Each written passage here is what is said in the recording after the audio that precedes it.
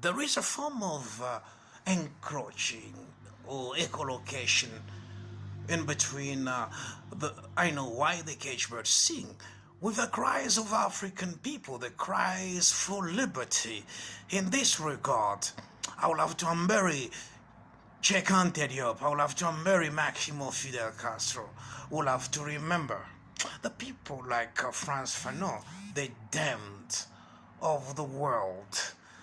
I will have to call upon several combatants of freedom, all the freedom fighters, people like Nelson Mandela, Samora Machel, Kenneth Kaunda, people like Patrice Lumumba, Thomas Sankara.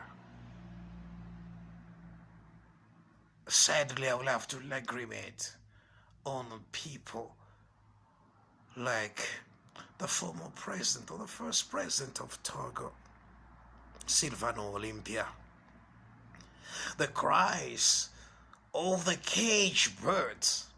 It is a conscientious work of a band woman in the South Jim Crow's laws. Yet excellence through her work made it to become one of the most quintessential part of the black voices, to the extent, albeit the fact that she was, until she died, self-obliterating. That she touched and encapsulated the voice of so many people. From the moment she was married to South African poet Masisi Kunene and settled in Ghana with Kwame Nkrumah, going back to the United States, which did not respect and still does not respect or do not respect the voices, the freedom and the liberty of the black people.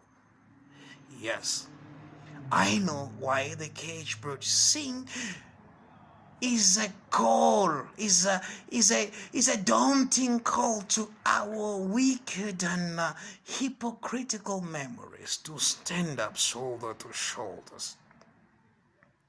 I know why the cage birds sing it is a plethora of a calling into the seemingly remaining iota of consciousness within all of us. To think about the people like Booker T. Washington, whose parents were slaves, yet went on and built the University of Alabama, even though he was not allowed as a free slave. He was not allowed to undertake studies. It is as well a memory of William Edward Burgo Dubois, who was a proponent of I Have a Dream of Dr. Martin Luther King. Maya Angelou, you deserve to be in what is referred to like request in pacem in Latin.